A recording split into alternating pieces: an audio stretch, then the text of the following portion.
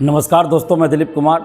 दोस्तों, वर्तमान समय में पूरे देश में जितनी भी राजनीतिक पार्टियां हैं उन सब ने एक तरह से अलग से कोहराम मचा रखा है और हर पार्टी अपने आप को महिला सशक्तिकरण की दिशा में बड़ा काम करने का वादा कर रही है।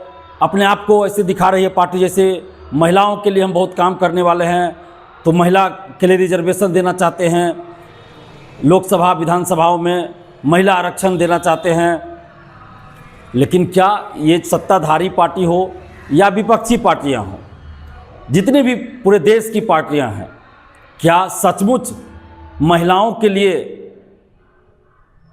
सदन में आरक्षण देना चाहती है?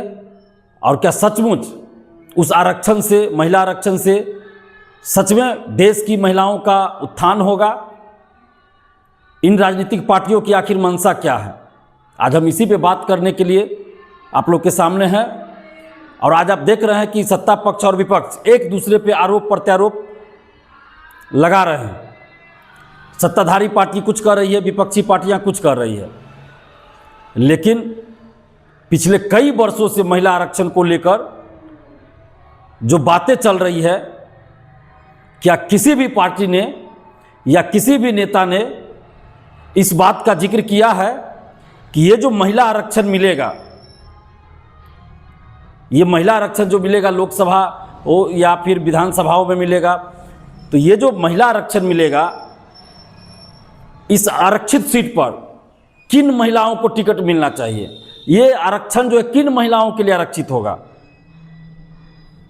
क्या जो पहले से सांसद हैं, विधायक हैं, मंत्री हैं, मुख्यमंत्री हैं, प्रधानमंत्री रह चुके हैं, या प्रधानमंत्री हैं, या कोई मुख्यमंत्री रह चुके हैं, सांसद रह चुके हैं, विधायक रह चुके हैं, क्या उनकी पत्नी को, उनकी बेटियों को, उनकी पोतियों को या उनके घर परिवार की महिलाओं को अगर इस महिला आरक्षण के तहत टिकट मिलता है तो क्या ये सचमुच महिला आरक्षण का लाभ क्या सचमुच देश की महिलाओं को मिलेगा?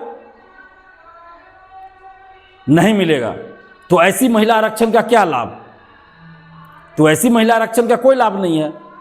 महिला आरक्षण लागू हो, लेकिन उसमें एक शर्त लगाया जाए कि इस महिला आरक्षित सीट पर वैसी महिलाओं को टिकट नहीं दिया जाएगा, वैसी महिलाएं खड़ी नहीं हो सकती, वैसी महिलाएं चुनाव नहीं लड़ सकती जो किसी सांसद या पूर्व सांसद, किसी विधायक या पूर्व विधायक, किसी मंत्री या पूर्व मंत्री, किसी मुख्यमंत्री या पूर्व मुख्यमंत्री, प्रधानमंत्री या पूर्व प्रधानमंत्री के घर परिवार की महिला हो, चाहे उनकी पत्नी हो, उनकी बेटी हो, उनकी पुतौह हो, बहू हो या कोई भी हो। तो ऐसे घर से जिनका संबंध हो वैसी महिलाओं को इस रिजर्वेशन, इस आरक्षण का लाभ नहीं मिलना चाहिए। तब इस महिला आरक्षण का लाभ सचमुच में देश की महिलाओं को मिलेगा और महिला उत्थान की दिशा में एक काम होगा। लेकिन अगर महिला आरक्षण की आड़ में कोई मंत्री जी, कोई मुख्यमंत्री जी या पूर्व मंत्री जी, पूर्व मुख्यमंत्री जी, कोई विधायक, सांसद अपनी पत्नियों को टिकट देंगे, अपनी ही पार्टी से या दूसरे पार्टी से दिलवा देंगे, तो क्या फायदा होगा इससे? कोई अपनी पत्नी को, कोई अपनी बहन को, कोई अपनी बेटी को टिकट दिला दे या किसी और सगे संबंधी को दिला दे अपनी पार्टी से और अलग अलग पार्टियों से दिला दे, तो क्या ऐसे महिला आरक्षण का लाभ मिलेगा महिलाओं को सचमुच में? तब तो कोई फायदा नहीं है। तो कहीं इन राजनीतिक पार्टियों, इन राजनीतिक नेताओं के मन में यही तो नहीं है कि महिला आरक्षण लागू करवा ले और अपने ही घर की बहू बेटियों को, अपनी ही पत्नी को उसी महिला आरक्षित सीट पे खड़ा करवा दे, अपनी पार्टी से टिकट पत्नी को दिला दे, किसी और पार्टी से अपनी बहन को दिलवा दे, किसी और पार्टी से अपनी बेटी को दिलवा दे, किसी और दूसरी पार्टी से अपनी भतीजी को दिलवा दे, तो इस महिला आरक्षण का क्या लाभ होगा? कोई लाभ नहीं होगा। जिस तरह से आप अभी एससी सुरक्षित सीट पे देख रहे हैं, लोकसभा हो या विधानसभा, बिहार में ही देख लीजिए, एससी सुरक्षित सीट पर खुद खड़ा होंगे, एक दूसरी सीट पे पत्नी को खड़ा करेंगे, तीसरी सीट पे बेटी को खड़ा करेंगे, चौथी सीट पे बहू को खड़ा करेंगे, पांचवी सीट पे समधिनी को खड़ा करेंगे। तो ऐसे आरक्षण और महिला आरक्षण का क्या लाभ होगा? कोई लाभ नहीं होगा। इसलिए देश के नागरिकों को और खास के देश की महिलाओं को इसके लिए प्रयास करना होगा। अगर सचमुच में कोई नेता, सचमुच में कोई पार्टी महिलाओं को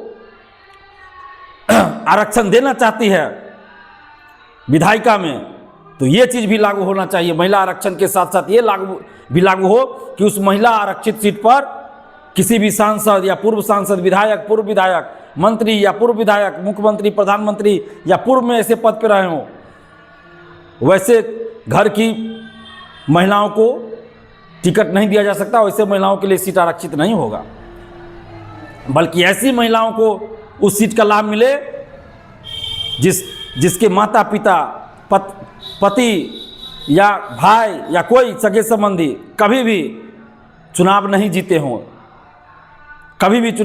हों, ना कोई मंत्री रहे हो, ना विधायक रहे, ना सांसद रहो, तब जाकर महिला आरक्षण का सचमुच लाभ मिलेगा। लेकिन आज इस पे कोई बहस नहीं हो रही है। तो इस महिला आरक्षण में ये संशोधन होना चाहिए, ये चीज़ भी लागू होना चाहिए। इसके लिए देश की महिलाओं को एकजुट होना पड़ेगा, देश के नागरिकों को एकजुट होना पड़ेगा और इस पर विचार करना पड़ेगा। नहीं तो फिर महिला आरक्षण का कोई लाभ नहीं।